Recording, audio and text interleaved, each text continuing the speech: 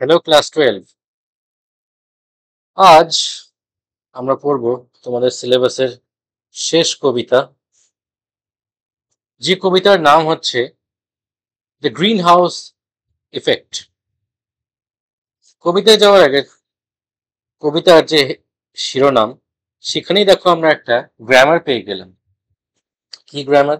দেখো, এই যে ইফেক্ট, আমরা একটাও জানি অ্যাফেক্ট। তাহলে ইফেক্ট আর অ্যাফেক্ট এই দুটোর মধ্যে পার্থক্য কি?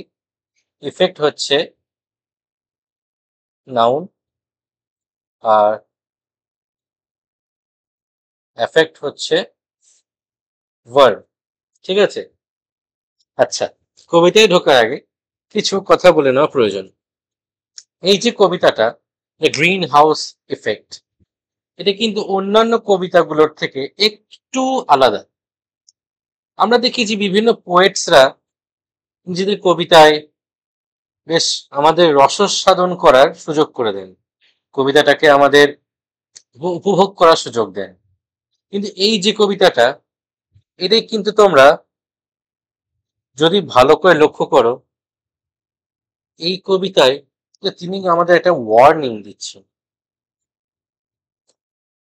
ওয়েট আমাদের একটা ওয়ার্নিং দিচ্ছে।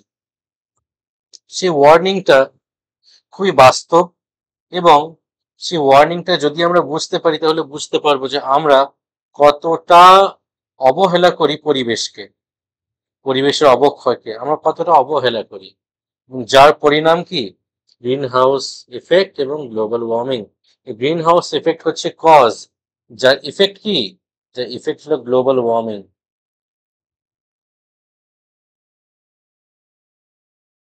এবার গ্রিন হাউস এফেক্ট জিনিসটা কি সেটা অল্প করে একটু বুঝিয়ে দিই। এটা তো লিটারেচার, সায়েন্স তো নয়, তাই আমাদের খুব বেশি ডিপে যাওয়া দরকার নেই। ধরো এইটা হলো পৃথিবী। এবার আমরা জানি কি পৃথিবীতে এই ধরো সূর্য কিরণ দিচ্ছে। সূর্যের কিরণে যে আলোক রশ্মিগুলো আসে সেগুলো তাপ বয়ে নিয়ে আসে, এবং সেগুলো পৃথিবীতে আসে, পৃথিবী থেকে রিফ্লেক্ট হয়ে চলে যায়। কিন্তু বর্তমান যুগে অতিরিক্ত জীবাশ্ম জ্বালানি পোড়ানোর কারণে, অতিরিক্ত দূষণের কারণে কি হচ্ছে, পৃথিবীর চারিদিকে কিছু গ্যাস করছে কি একটা আচ্ছাদন তৈরি করে দিয়েছে। কি কি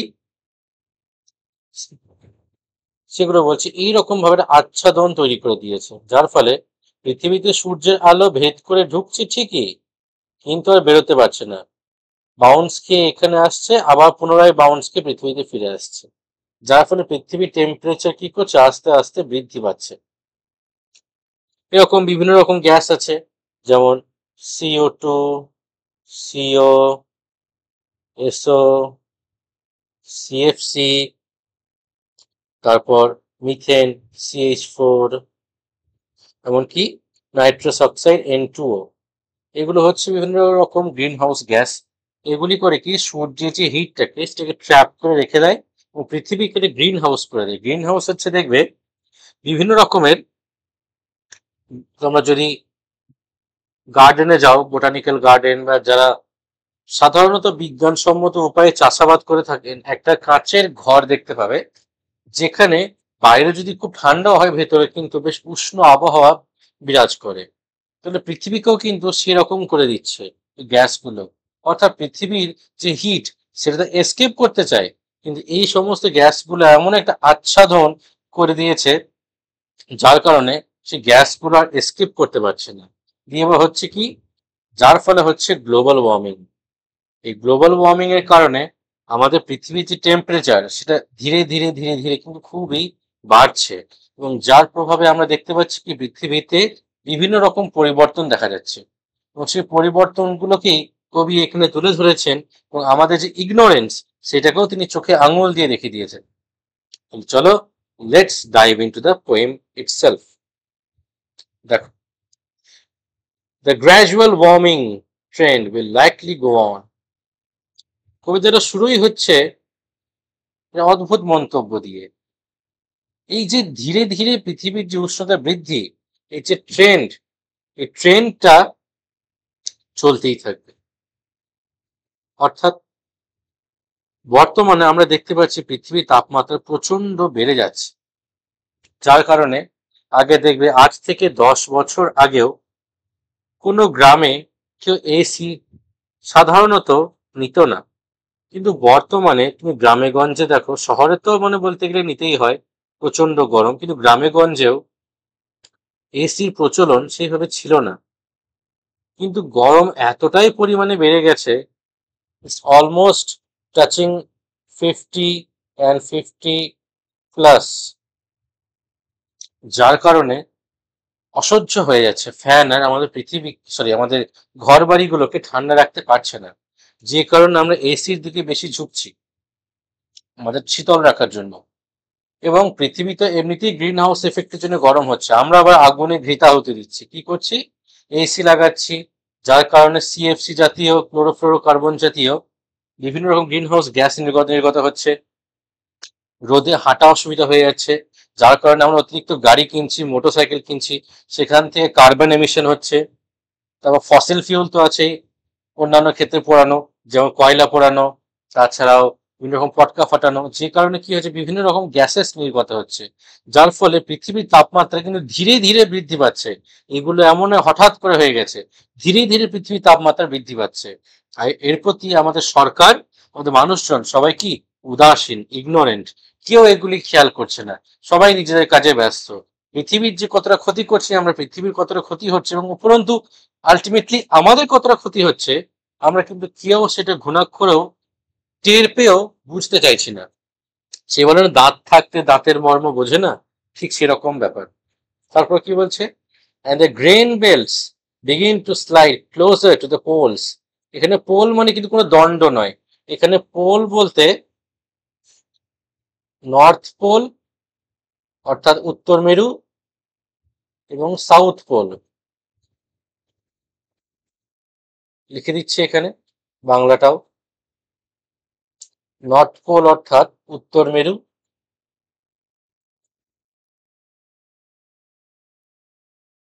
এবং সাউথ পোল অর্থাৎ দক্ষিণ মেরু। উত্তর মেরু এবং দক্ষিণ মেরুতে কি হচ্ছে, গ্রেন বেল্টস। গ্রেন বেল্টস জিনিসগুলো কি, slide closer to the polls. আমাদের এই যে কার্ল ডেনিস, তিনি একজন ইউএস এর পোয়েট, তাই তিনি বলছেন যে আমেরিকার যে সমস্ত অঞ্চলে প্রচুর শস্য উৎপাদন হয়, সেই শস্য উৎপাদন করার জায়গাগুলো ধীরে ধীরে কি হবে, ধীরে ধীরে সেগুলো উত্তর মেরু এবং দক্ষিণ মেরুর দিকে চলে যাবে। কেন চলে যাবে, তা পরের লাইনে answer. The plain states will be abandoned as giant dust bowls. The plain states will be abandoned as giant dust bowls. এই লাইনটা মার্ক করে রাখো। বলছেন প্লেন স্টেটস, প্লেন স্টেটস কথার অর্থ কি, আমেরিকার কিছু নির্দিষ্ট অঞ্চল আছে যেগুলো মধ্য আমেরিকাতে অবস্থিত, সেই অঞ্চলগুলোতে প্রচুর পরিমাণে এই যে বললাম ফসল উৎপন্ন হয়। সে প্লেন স্টেটস কোনগুলো, দেখো মন্টানা, তারপর হচ্ছে নর্থ অ্যান্ড সাউথ ড্যাকোটা, ওখানে এন্ড অ্যান্ড এস লিখে দিচ্ছি, north and south Dakota, Nebraska,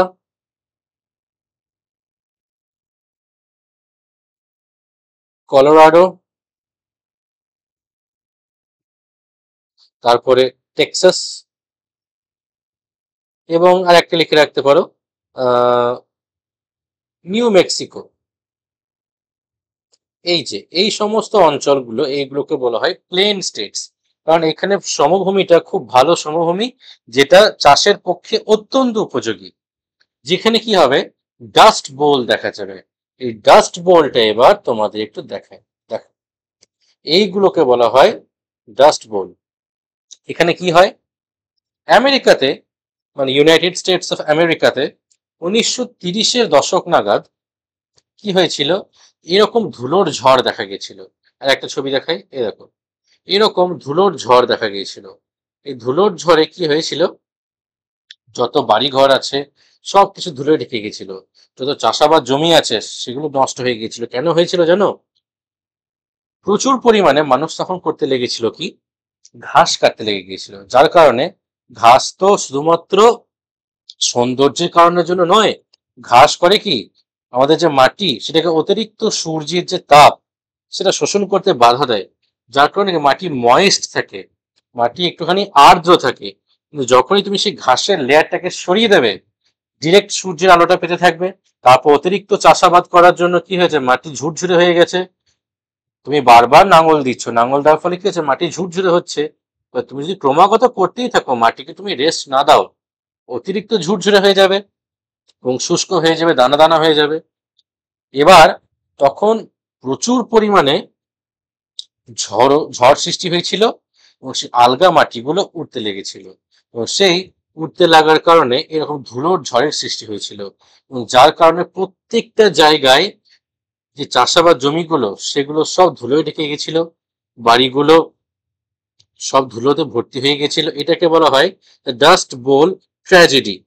এবং এর ফলে কিছু কিছু এলাকা প্রচন্ড পরিমাণে ক্ষতিগ্রস্ত হয়েছিল। সেগুলো কি কি? সেগুলো হচ্ছে ওকলাহোমা, টেক্সাস, ক্যানসাস এবং নিউ মেক্সিকো। এগুলো প্রচুর পরিমাণে ক্ষতিগ্রস্ত হয়েছিল।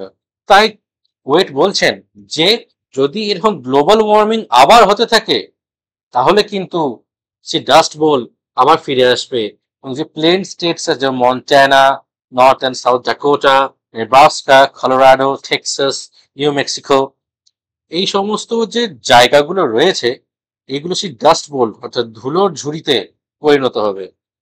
এবং সেই ডাস্ট বোলের দিনগুলি যেগুলো আমরা পার করে এসেছি, যেখানে দেখা গেছিল যে আবাদি জমি সব নষ্ট হয়ে গেছিল, সেই দিন আবার ফিরে আসবে। Greenland and Antarctica will join new great powers. এখানে বিশাল শক্তি বলতে কিন্তু এখানে যে সুপার পাওয়ার যে নেশন গুলো আছে, যেমন ইউএসএ, একটা সুপার পাওয়ার আছে। তারপর আগে ছিল ইউএসএসআর। এদের মতো যে সুপার পাওয়ার কান্ট্রিগুলি আছে সেরকম কান্ট্রিতে পরিণত হবে। সুপার পাওয়ার কান্ট্রি আর একটাও আছে, তোমরা জানো, চায়না। এগুলো সুপার পাওয়ার কান্ট্রি। ইউএসএসআর আগে ছিল, বর্তমানে রাশিয়া কিন্তু। হ্যাঁ, তাহলে অ্যান্টার্কটিকা এবং গ্রিনল্যান্ড কিন্তু কি হবে, নতুন শক্তিধর দেশে পরিণত হবে। কেন বলছেন তিনি? দেখো, গ্লোবাল ওয়ার্মিং এর কারণে কি হচ্ছে আমরা জানি যে হিমবাহ গুলো আস্তে আস্তে গলতে লাগছে। এই যে অ্যান্টার্কটিকা এবং গ্রিনল্যান্ড পুরোটাই কিন্তু বরফে ঢাকা একটা অঞ্চল। বিশেষ করে অ্যান্টার্কটিকা তো পুরোটাই বরফ, একটা মহাদেশ পুরোটাই বরফে ঢাকা।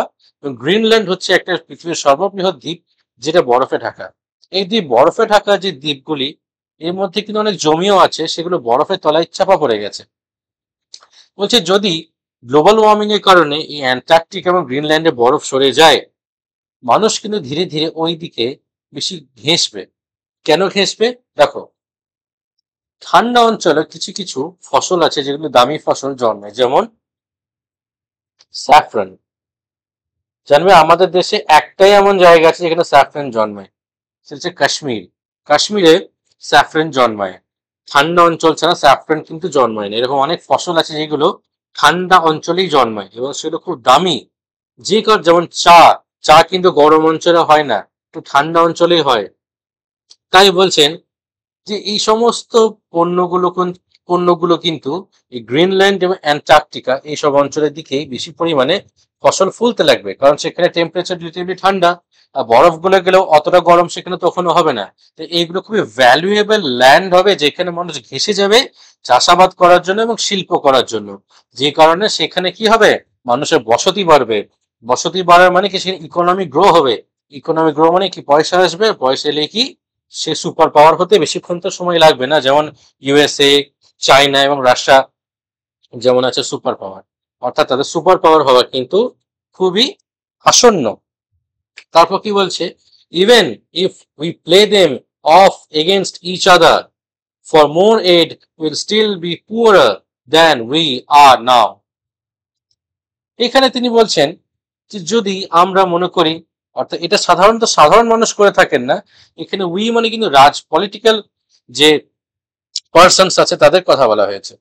পলিটিক্যাল পার্সনসটা কি করেন, কি তারা চেষ্টা করেন কিভাবে এক দেশের সঙ্গে অন্য দেশের লড়াই লাগিয়ে দেওয়া যায়। তাই বলছে যদি সেই সমস্ত রাজনৈতিক বৃন্দরা তারা করেন কি, এই গ্রিনল্যান্ড এবং অ্যান্টার্কটিকাকে একে অপরের বিরুদ্ধে লড়াইতেও লাগিয়ে দেন, তাহলে কিন্তু যদি আমরা মনে করি তাদের সেখান থেকে আমরা লাভবান হব, সে গুড়ে বালি, কিছুই হবে না। তার বদলে কি হবে, আমাদের বর্তমান যে অবস্থা সেখান থেকে আরো বেশি আমরা গরিব হয়ে যাব। এই যে গরিব, পুয়ার, এটা কিন্তু দুটো সেন্সে ইউজ করা হয়েছে। এই পুয়ার মানে কিন্তু বোথ ইকোনমিক্যালি এবং ইকোনমিক্যালি পুয়ার কথা বলা হয়েছে, এবং আমাদের যে মানব যে চরিত্র, অর্থাৎ মানুষ হিসেবে আমাদের দায়িত্ব কি, যে আমাদের নৈতিক বোধ, এই নৈতিক বোধটাকে কিন্তু আমরা আস্তে আস্তে হারিয়ে ফেলছি। অর্থাৎ মানুষ ক্রমশ হিংস্র হয়ে যাচ্ছে এবং করছে কি, একে অপরের ক্ষতি করার দিকে বেশি পরিমাণে ঝুঁকছে। যার কারণে হচ্ছে কি, মানুষ আস্তে আস্তে যে পিনাকেল পয়েন্টে ছিল, অর্থাৎ মানুষ বলতে তোমার দয়া, মায়া, ক্ষমা, এই তিনটে জিনিস থাকবে, সেগুলো কিন্তু আস্তে আস্তে কমে যাচ্ছে। অর্থাৎ আমরা আরো নিচের দিকে চলে যাচ্ছি, মোরালি ডিকেইং। অর্থাৎ economical decay, economical decay, economically বলা থেকে এখানে ইকোনমিক্যাল যে ডিকে সেটাকেও বলছে, আবার মোরাল ডিকে এটাকেও কিন্তু তিনি বলছেন। অর্থাৎ মানুষ নৈতিক দিক থেকে কিন্তু খুবই জঘন্য হয়ে যাচ্ছে, তার পতন হচ্ছে প্রচন্ড পরিমাণে। অর্থাৎ আমরা যেভাবে নৈতিক পতনের শিকার বর্তমানে, তার থেকেও নৈতিকভাবে আমরা পতন দেখতে পাবো আমাদের। তারপর কি বলছে, তারপর বলছে গ্লোবাল ওয়ার্মিং যখন শিখরে পৌঁছাবে তখন আমাদের অবস্থা কেমন হবে, সেটা এই লাইন থেকে তিনি বলছেন। লাইফ উইল বি ডিফারেন্ট, জীবন হবে অন্যরকম। Good tillable land, so there the suburbs will give way to farms, the city fill up again with people too poor to own cars. অর্থাৎ তিনি বলছেন যে, যে বললাম ডাস্ট বোল হওয়ার কারণে চাষাবাদ জমিগুলো সব নষ্ট হয়ে যাবে। তখন কি হবে, সাবার্ব বলতে কিন্তু সাবারবান এরিয়া,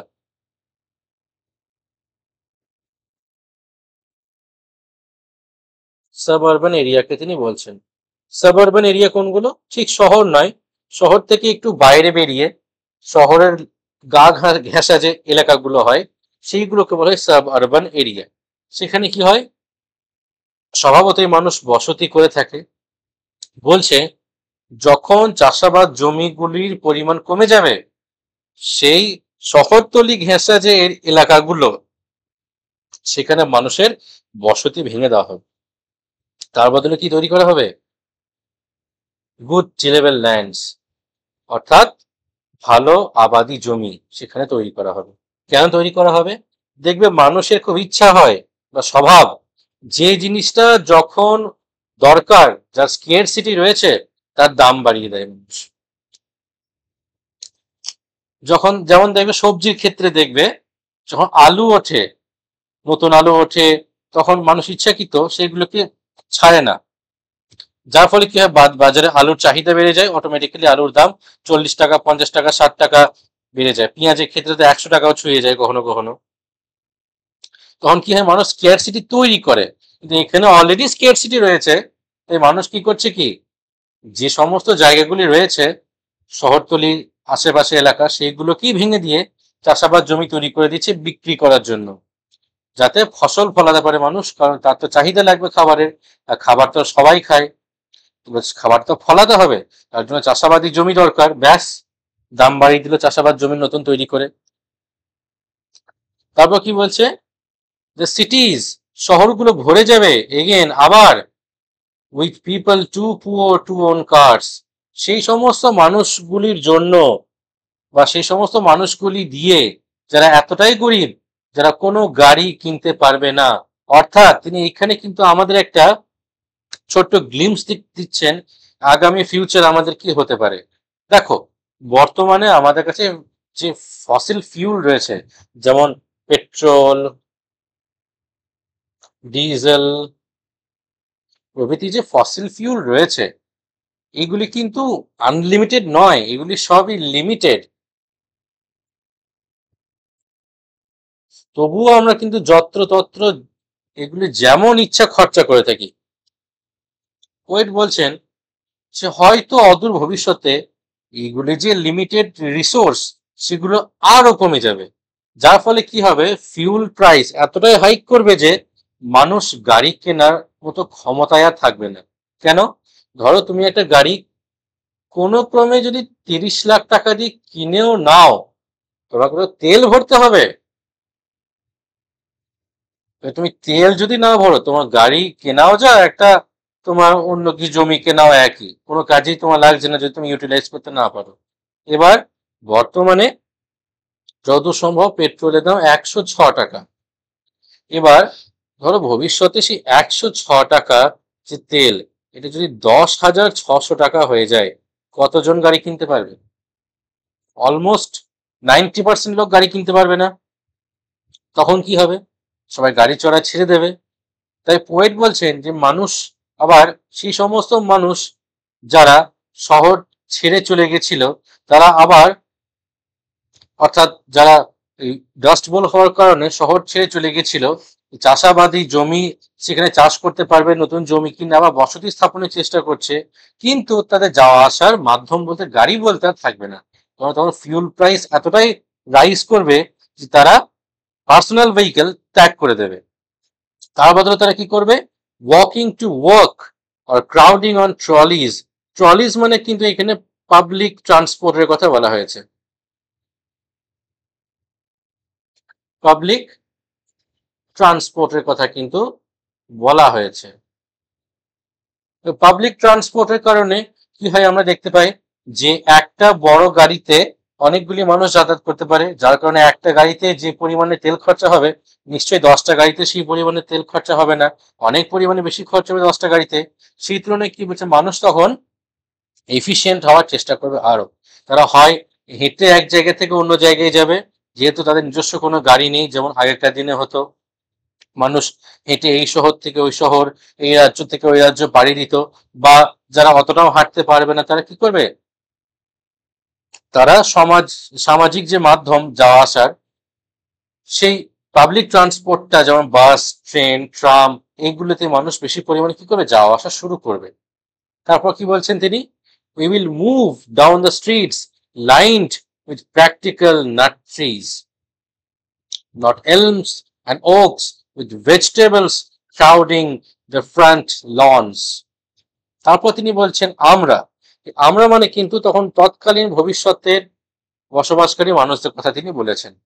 বলছেন আমরা তখন কি করব, যে রাস্তায় সারি দিয়ে সাধারণত বর্তমানে আমেরিকাতে দেখতে পাবে যে এলম ট্রি বা ওক ট্রি লাগানো হয়, যেগুলো প্র্যাকটিক্যাল কোনো কাজ নেই, শুধুমাত্র সুন্দরভাবে ছাঁটাই করে দৃশ্য কটু যাতে না লাগে, সুন্দর যাতে দেখতে লাগে, সেরকম গাছ না লাগিয়ে আমরা তখন কি করবো, বিভিন্ন রকম বাদাম জাতীয় গাছ লাগাবো, যেমন চেস্টনাট, আমন্ড প্রভৃতি আমরা গাছ লাগাবো, যেগুলি আমাদের খেতে কাজে লাগবে। অর্থাৎ এই লাইনটার মাধ্যমে তিনি কিন্তু যে scarcity of food, scarcity of,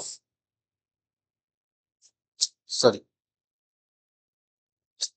কি হলো, হ্যাঁ, যেটা বলছিলাম, এই যে লাইনটার মাধ্যমে তিনি স্কেয়ারসিটি, কি হলো,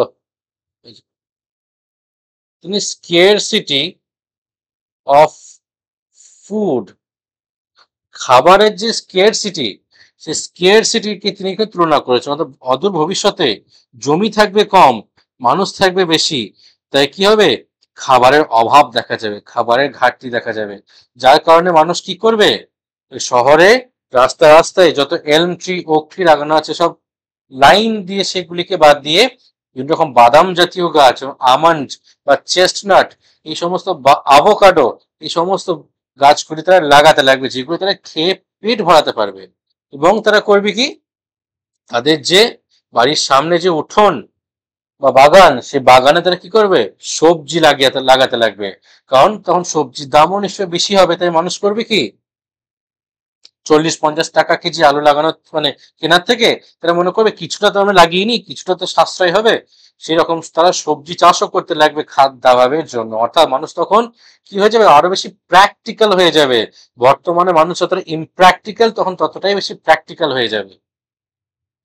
তারপর তিনি এখানে বলছেন যে ইকোনমিক্যাল যে কোল্যাপস, তার ফলে কি হবে, the tax base will be too small to support the public buildings. এখানে পাবলিক বিল্ডিংস বলতে সরকারি যে ভবনগুলি হয়, যেমন ধরো পুলিশ স্টেশন,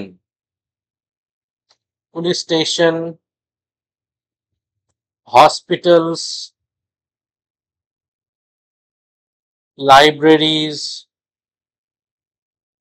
প্রভৃতি যে সমস্ত সরকারি ভবনগুলি হয়, তারপর লোকসভা, বিধানসভা, এই সমস্ত যে সমস্ত ভবনগুলি, এগুলি মেরামত, দেখাশোনা, এমনকি পুনর্নির্মাণ যেগুলি হয়ে থাকে, সেগুলি টাকা কোথা থেকে আসে জানো, তুমি আমি যে ট্যাক্স পে করে থাকি, সে ট্যাক্সের পয়সা থেকে কিন্তু এগুলি সারাই বা নতুন করে তৈরি হয়ে থাকে। সেই ট্যাক্সের টাকা তখন কমে যাবে, কারণ কি মানুষের হাতে পয়সা নেই, ইকোনমিক্যাল কোল্যাপস হয়েছে, যার কারণে মানুষ ট্যাক্স দিতে পারছে না, যার কারণে যে করের ভান্ডার সরকারের, সে করের ভান্ডার কিন্তু আস্তে আস্তে ধসে যাচ্ছে, সরকারের কাছেও টাকা নেই, যার কারণে কি হচ্ছে, এই সমস্ত যে পাবলিক বিল্ডিংস, সেইগুলি আস্তে আস্তে ক্ষয়প্রাপ্ত হচ্ছে, দেখাশোনার অভাব দেখা যাচ্ছে। তারপর কি বলছেন, তখন আমাদের কিছু কাজ করতে হবে, সেগুলো কি কি, we will have to donate hours after work each week to rake the lawn of the library and city hall. অর্থাৎ সাধারণত আমরা করি কি, ট্যাক্স দিয়ে থাকি আমরা বা চাঁদা দিয়ে থাকি কোনো কোনো ক্ষেত্রে, কিন্তু তখন আমাদের কি দান করতে হবে, আওয়ার্স, ঘন্টা, আমাদের মূল্যবান সময় দান করতে হবে। সারাদিন কাজ করার পর তোমাকে যদি বলা হয় যে গিয়ে ওই জায়গাটা ঝাড় দিয়ে এসো, তোমার ইচ্ছা করবে না, কিন্তু তখন সেগুলি বাধ্যতামূলক হয়ে যাবে। সপ্তাহের শনিবার রবিবার আমাদের বিশ্রাম নেওয়ার দিন, কিন্তু সেই দিনগুলিও আমাদের কি করতে হবে, সমাজ সেবা করতে হবে, এগুলির জন্য আমাদের কাজ করতে হবে। তাই বলছেন কি আমাদের তখন করতে হবে কি, তখন আমাদের সপ্তাহের যে আমাদের মূল্যবান যে অবসর সময়, সেগুলি আমাদের বাদ দিতে হবে, তার বদলে আমাদের করতে হবে কি, পাবলিক লাইব্রেরিতে গিয়ে বা লাইব্রেরির সামনে গিয়ে, বা সিটি হল কথা অর্থ হচ্ছে এখানে তোমার বলতে পারো যে পঞ্চায়েত বা মিউনিসিপ্যালিটির সামনে যে অফিস থাকে, সেই অফিসের সামনে রাস্তাটা আমাদের কি করতে হবে, ঝাঁট দিয়ে আসতে হবে, সেই বাগানগুলো আমাদের পরিষ্কার করে আসতে হবে, কারণ সরকারের লোক দিয়ে সেই কাজ করানোর ক্ষমতা নেই, পয়সা নেই। তারপর কি বলছেন, টু টাক point the chimney of the federal building মানে কেন্দ্রীয় সরকারি যে ভবনগুলো আছে, যেমন তোমার ইনকাম ট্যাক্স ডিপার্টমেন্ট, এছাড়াও সিবিআই, এই সমস্ত যে ডিপার্টমেন্টগুলো আমাদের এখানে আছে, সেই ডিপার্টমেন্টগুলোর যে চিমনি, সেই চিমনিগুলিও আমাদেরকে পরিষ্কার করে আসতে হবে। If we don't want the place to fall like the temples in Rome, don't want sheep to graze in our squares as they graze in the forum for 1,000 years. দেখো, এই লাইনটা কিন্তু খুবই গুরুত্বপূর্ণ, এরপর এই তিনটে লাইন কিন্তু খুব গুরুত্বপূর্ণ, তিনটে লাইন তোমরা মার্ক করে রাখো, এই দুটো লাইন এবং এই গোটা লাইনটা তোমরা মার্ক করে রাখো। পোয়েট কি বলছেন, পোয়েট বলছেন যে আমাদের এই কাজগুলি করতেই হবে, আমরা করতে বাধ্য, তার একটাই কারণ, সেই কারণটা কি, সেই কারণটা হচ্ছে যদি আমরা এইগুলির প্রতি উদাসীন থাকি, তাহলে কিন্তু এগুলি ধ্বংসপ্রাপ্ত হবে, ক্ষয়ে যাবে, শেষ হয়ে যাবে, যেমন হয়ে গিয়েছিল কি রোমের মন্দিরগুলি। আমরা জানি রোমান সাম্রাজ্য ছিল প্রাচীন যুগের অত্যন্ত শক্তিশালী সাম্রাজ্য, এমনকি তোমরা জানলে অবাক হবে, ইংল্যান্ড যে দেশটা পৃথিবীর প্রায় সমস্ত দেশে নিজেদের কলোনি স্থাপন করেছিল, এই রোমানরা ছিল the first people to colonise England itself. তারাই ছিল প্রথম দেশ, তারা ছিল প্রথম জাতি যারা ইংল্যান্ডকে নিজেদের কলোনির রূপে স্থাপন করেছিল। সেই দুর্ধর্ষ রোমান সাম্রাজ্যের যে মন্দিরগুলো, সেটা রক্ষণাবেক্ষণের অভাবে সেগুলি দেখাশোনার অভাবে, যত্নের অভাবে সেগুলি শেষ হয়ে গেছে, সেগুলির আজ আর কোনো অস্তিত্ব নেই। তাই কবি আমাদের বলছেন যে আমাদের কিন্তু এইগুলির প্রতি উদাসীন্য দেখালে হবে না, আমাদের একটু সিনসিয়ার হতেই হবে। তুমি বর্তমানে রাখোই না যে সমস্ত মন্দির, মসজিদ, যেগুলি আছে সেগুলি আমাদের পয়সাতেই কিন্তু রক্ষণাবেক্ষণ হয়। যদি তুমি পয়সা দেওয়া বন্ধ করে দাও, সেগুলিকে সাহায্য করা বন্ধ করে দাও, সেগুলি কিন্তু ধ্বংসপ্রাপ্ত হবে একদিন। এই কবি বলছেন যে আমাদের কিন্তু এই সরকারি ভবনগুলোর প্রতিও উদাসীন্য দেখালে হবে না, আমাদের সিনসিয়ার হতেই হবে। তারপর তিনি কি বলছেন, don't want sheep to graze in our squares. Squares মানে কিন্তু এখানে টাউন স্কোয়ারের কথা বলা হয়েছে। টাউন স্কোয়ার মানে শহর চত্বর। যদি আমরা চাই যে আমাদের শহর চত্বরে যেন কোনো মতেই ভেড়া না চড়ুক, যেমন চড়েছিল কোথায়, রোমান ফোরামে। রোমান ফোরাম হচ্ছে এমন একটা প্লেস যেটা কিন্তু একটা কালচারাল প্লেস ছিল। সে এই যেটা হচ্ছে, এটা হচ্ছে রোমান ফোরাম। এখানে বিভিন্ন রকম ভাবে কি করা হতো, এখানে বিভিন্ন রকম সামাজিক, রাজনৈতিক, বিভিন্ন রকম আলাপ আলোচনা, কথাবার্তা, এসব কিন্তু এখানে আলোচনা হতো। প্লেস অফ ইম্পর্টেন্স ছিল কিন্তু এই আমাদের রোমান ফোরাম। কিন্তু সেই একই রক্ষণাবেক্ষণ, দেখাশোনা ভাবে সেটারও পরিবর্তন ঘটে এবং সেখানে কি হয়, ভেড়া চড়ে বেড়াতো, যেটা খুবই অড, সেরকম একটা কালচারাল প্লেসে চড়া। বলছে যদি আমরা এগুলি দেখাশোনা এখনই না করি, ভেড়া চড়বে বা ঘুঘু চড়বে, যদি বাংলা ভাষায় বলছে ঘুঘু চড়ে বেড়াবে। তাই আমাদেরকে অতটা উদাসীন্য হলে হবে না। তারপর কি বলছেন, with a little effort the country will go on. বলছে আমাদের একটু প্রচেষ্টাতে যদি আমরা চেষ্টা করি, দেশটা তো এগিয়ে যাবে। অর্থাৎ তিনি এখানে কিন্তু আশাবাদী, কবি এখানে কিন্তু হোপফুল, যে দেশ যতই ছন্নছাড়া হয়ে যাক, দেশ দেশ যতই ধসে পড়ুক ইকোনমিক্যালি, মোরালি, যদি জনগণ চায় চেষ্টা করতে, তাহলে জনগণের চেষ্টায় কিন্তু সেই দেশ আবার তার গৌরব ফিরে পাবে। তারপর কি বলছেন, so what if we have lost our high place to stronger Carthages whose far-flung fleets will be loaded with merchandise cheaper than ours। যে কি হয়েছে যদি আমরা কার্থেজের মতো সেই গৌরব আমরা হারিয়েছি। দেখো, কার্থেজ ছিল প্রাচীন যুগের একটা শহর, শহর বা দেশ বলতে পারো। সেই কার্থেজ নগরীতে, কার্থেজ হয়েছিল কি, উত্তর আফ্রিকার একটা শহর ছিল কার্থেজ, যেটা কিন্তু তখনকার দিনে ব্যবসা বাণিজ্যের জন্য একটা খুবই গুরুত্বপূর্ণ শহর ছিল এবং রোমানদের একমাত্র প্রতিদ্বন্দ্বী ছিল কিন্তু এই কার্থেজ। এটা কিন্তু একটা অ্যালিউশন, আমরা কিন্তু অনেক জায়গায় অ্যালিউশন পেলাম, যেমন এখানেও ফোরাম একটা অ্যালিউশন। অর্থাৎ তিনি এখানে বলছেন যে বর্তমানে আমেরিকার যে অবস্থা, সেখানে তার গৌরব হারিয়েছে। কি হয়েছে, আমরা কার্থেজের মতন যদি গৌরব হারিয়েছি, কি হয়েছে, কিছুই যায় আসে না। আমরা আবার যে চেষ্টা করি সেখানে কিন্তু আমরা পৌঁছে যেতে পারবো। এবং নতুন দেশগুলি আস্তে আস্তে সেই কার্থেজের মতো গৌরব অর্জন করার জন্য কি হয়েছে, আমেরিকা বা এরকম যে সুপার পাওয়ার যেগুলি আগে ছিল, তারা ওদের সঙ্গে আর তাল মেলাতে পারছে না।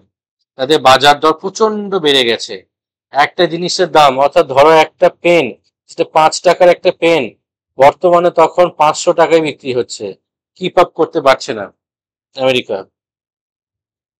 তাই বলছেন তখন কি হবে, এই সমস্ত যে নতুন দেশ যেগুলি কার্থেজের মতো গৌরব ব্যবসা বাণিজ্যের দিকে উন্নত হয়ে যাবে, তারা করবে কি, এই যে ফ্লিট, ফ্লিট মানে কিন্তু নৌবহর, নৌবহর, তারা নৌকায় করে করে কি করবে, জিনিসপত্র আমাদের দেশে এক্সপোর্ট করবে।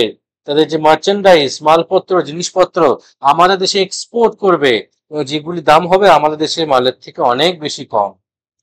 যেমন আমাদের দেশে হয়েছিল কিসের ক্ষেত্রে, ব্রিটিশরা ইন্ডাস্ট্রিয়াল রিভলিউশনের কারণে যে দেশীয় পণ্য থেকে কম দামে তাদের বৈদেশিক পণ্য বিক্রি করছিল, যার কারণে আমাদের দেশীয় পণ্য শেষ হয়ে গেছিল। দেশীয় যে সমস্ত শিল্পীরা, তারা কিন্তু ওদের সঙ্গে পেয়ে উঠতে পারছিলেন না। বলছেন যে তারা হয়তো এরকম ভাবে করবে, আমাদের থেকে কম দামি জিনিস তারা বিক্রি করবে, কিন্তু কি হয়েছে, যদি আমরা চেষ্টা করি আমরা পারতেই পারি। তারপর বলছেন, will be glad to watch from the beach as the lights from Korean armadas pass on their endless patrols around the world. দেখো, কবি এখানে বলছেন যে তখন আমরা কি করব, সমুদ্র সৈকতে দাঁড়িয়ে আমরা দেখব কোরিয়ান আর্মাডা। আর্মাডা হচ্ছে সাধারণত যুদ্ধ জাহাজের যে বহর, একে বলা হয় আর্মাডা। এরকম ছবিটা দেখে নাও, এইগুলিকে বলা হয় আর্মাডা। যেমন স্প্যানিশ আর্মাডা ছিল, স্প্যানিশ আর্মাডা। এরকম আর্মাডা জাহাজগুলি তখন রাইজ করবে। অর্থাৎ তিনি এখানে বলছেন যে তখন সুপার পাওয়ার কিন্তু America, USSR, China, sorry America, USSR এগুলো থাকবে না। তার মধ্যে অন্য একটা এশিয়ান কান্ট্রি, মানে ছোট দেশ কোরিয়া, এগুলি কিন্তু মাথা চাড়া দেবে। তারা কিন্তু নৌবহরের দিক থেকে, নেভাল পাওয়ারের দিক থেকে, মিলিটারি পাওয়ারের দিক থেকে, এমনকি বিজনেসের দিক থেকেও কিন্তু আমাদের থেকে এগিয়ে যাবে। ঠিক আছে, এবং তখন তারা কি করবে, কি একে একে পেট্রোল দিয়ে যাবে বিভিন্ন দেশের সাগর, বিভিন্ন সৈকত, বিভিন্ন রকম বন্দরে তারা কি করবে, কি পেট্রোলিং চালিয়ে যাবে। অর্থাৎ তখন এদের রাজত্ব থাকবে, এই সমস্ত নতুন দেশেদের তখন রাজত্ব থাকবে। তারপর কি বলছে, let them have their little time in the sun. এখানে কবি ব্যঙ্গ করছেন, বলছেন ও তো নতুন, ওদেরকে একটু আনন্দ পেতে দাও, তো ক্ষণিকের অতিথি, আসবে আর যাবে, পাওয়ার তো কারো কাছে স্থায়ী বলে থাকে না। আজ যে রাজা কাল সে ফকির। অর্থাৎ আজকে কোরিয়ার মতো বা অ্যান্টার্কটিকা বা গ্রিনল্যান্ডের মতো দেশ চারা দিয়েছে, ঠিক আছে, কিন্তু সবসময় তারাই যে শক্তিশালী থাকবে এমন তো নয়। যেমন আমরা, অর্থাৎ আমেরিকানসরা, তারাও তো একটা খুবই শক্তিশালী দেশের নাগরিক ছিলাম, কিন্তু তারা অর্থনৈতিক ধসের শিকার হয়েছে, আমাদের সেই গৌরব আর নেই। তাদেরও থাকবে না, তাই তাদের একটু মজা করতে দাও। We will say it to ourselves as we begin to sway the strains of our native beach band. তারপরে বলছেন, কি বলছেন দেখো, তাই আমরা নিজেদেরকে এইগুলি বলে সান্ত্বনা দেব। আমরা এগুলিকে তাই নিজেরা এইগুলি বলে সান্ত্বনা দেব। কারণ যতই হোক একটু তো ঈর্ষা হবেই, যে অন্য দেশ আমাদের দেশের থেকে এগিয়ে যাচ্ছে, কিন্তু আমরা কিছুই করতে পারছি না। তখন আমরা কি করব, এগুলি তাদেরকে তাচ্ছিল্য করে, তাদেরকে একটুখানি বুলি করে আমরা কি করব, আমরা একটু ক্ষণিকের আনন্দ নেব, যে ওই তো ক্ষণিকের অতিথি, এই তো কয়েকদিনে তাদের গৌরব, ও বেশি দিন টিকবে না। এই বলে আমরা কি করব, বিচে অর্থাৎ সমুদ্র সৈকতে আমরা তখন আনন্দ করব, এই করব আমরা। তারপরের লাইনটা কিন্তু মার্ক করে রাখো, খুব important line, ignoring the hits from the Arctic on the radio. এই লাইনটি হচ্ছে খুবই গুরুত্বপূর্ণ একটি লাইন। এই লাইনের মাধ্যমে তিনি কি বোঝাচ্ছেন দেখো, তিনি বলছেন যে তখন আমরা এতটাই আনন্দে মেতে থাকব যে আর্কটিক অর্থাৎ দক্ষিণ মেরু থেকে যে রেডিওর মাধ্যমে যে সমস্ত, আর্কটিক মানে হচ্ছে তোমার উত্তর মেরু থেকে রেডিওতে যে সমস্ত হিট গুলি ভেসে আসবে, সেগুলিকে আমরা কি করব, উপেক্ষা করে যাব। অর্থাৎ তিনি এখানে বলতে চাইছেন যে আর্কটিক থেকে রেডিওর মাধ্যমে হয়তো যে সমস্ত ভালো গানগুলি আসবে, তাদের যে রিচ কালচার হওয়ার জন্য, সেইগুলিকে আমরা ব্যঙ্গ করে উপেক্ষা করে যাব, বা সাবধান বাণীটাকে আমরা উপেক্ষা করে যাব। কিসের সাবধান বাণী, ডেঞ্জার। অর্থাৎ দ্য আইস ইজ মেল্টিং, সমুদ্রের জল আস্তে আস্তে বাড়ছে, হিমবাহ গলছে, গ্লোবাল ওয়ার্মিং হাওয়া বসাচ্ছে। তাই আমরা অ্যাওয়্যার হওয়ার পরিবর্তে আমরা কি করছি, আমরা অ্যারোগেন্ট হয়ে যাচ্ছি, অহংকারী হয়ে যাচ্ছি, ব্যঙ্গ করছি তাদেরকে, এবং আমরা কি হচ্ছি, আমরা উপেক্ষা করছি সেগুলিকে। তাই শেষের লাইনটার মাধ্যমে তিনি বলছেন যে আমাদের কখনোই সাবধান বাণীগুলিকে উপেক্ষা করা উচিত নয়। অর্থাৎ বিনাশকালে বুদ্ধিনাশ, যেটা সব থেকে ভয়ঙ্কর জিনিস সেটা যেন আমাদের না হয়। দেখবে মানুষের বিনাশকালে বুদ্ধি নাশ হয়। যখন তার শেষ অবস্থা বা যখন সে বিপদের মুখে পড়েছে, তার কিন্তু মাথায় বুদ্ধি বলতে কিচ্ছু থাকে না। সে তখন কি করবে খুঁজে পায় না। সেরকম অবস্থা যেন না হয়। অর্থাৎ তোমরা যতদিন পৃথিবী এইরকম দৃশ্য দেখার থেকে বঞ্চিত রয়েছে, ততদিন পৃথিবীকে আগলে রাখো। এরকম দিন পৃথিবীতে আসতে দিও না। কারণ তখন কি হবে, এই সমস্ত দেশ যেগুলি গৌরবময় দেশ রূপে বর্তমানে পরিচিত, সেগুলি তাদের গৌরব হারাবে, সেগুলি শেষমেশ ধ্বংস হয়ে যাবে। তাই এরকম সুন্দর দেশগুলিকে তোমরা ধ্বংস হতে দিও না, তোমরা শেষ হয়ে যেতে দিও না, এগুলিকে আগলে রাখো। এতটাও বেশি তোমরা কি হয়েও না, উপেক্ষা করো না। এতটাও বেশি তোমরা সেগুলিকে তাচ্ছিল্য করো না। এবং নতুন যে দেশগুলি জায়গা দিচ্ছে, সেগুলি ক্ষমতা দেখে তোমরা ঈর্ষায়িত হয়েও না। তোমরা করো কি, তার বদলে নিজেদের যে দেশ, সেটাকে একটুখানি প্রচেষ্টার মাধ্যমে তাদের গৌরব ফিরে পেতে সাহায্য করো। অন্য দেশকে ব্যঙ্গ করার চেয়ে নিজের দেশকে উন্নত করার দিকে তোমরা আরো বেশি মনোযোগ দাও। তখন দেখতে পাবে যে পৃথিবী পুনরায় তার অবস্থা ফিরে পাবে। কারণ যদি তোমরা বর্তমানে উপেক্ষাটাকেই বেশি পরিমাণে তোমরা বেশি করে প্রশ্রয় দাও, অর্থাৎ দেখবে ভেড়া বিপদ দেখলে চোখ বন্ধ করে নিচ্ছিল, ভেড়ার মতো তোমরা হয়েও না। চোখ বন্ধ করে তোমরা থেকো না, চোখ খুলে বাস্তবটাকে দেখো, বাস্তবটাকে উপলব্ধি করো এবং সেটাকে উন্নতি সাধনের চেষ্টা করো। তাই এটা বলে কবি কনক্লুড করলেন। যদি ভিডিওটা ভালো লেগে থাকে, ভিডিওটিকে লাইক শেয়ার করতে ভুলবে না এবং চ্যানেলটিকে সাবস্ক্রাইব করে দিও এরকম ভিডিও দেখার জন্য। Thank you, hope to see you in the next video.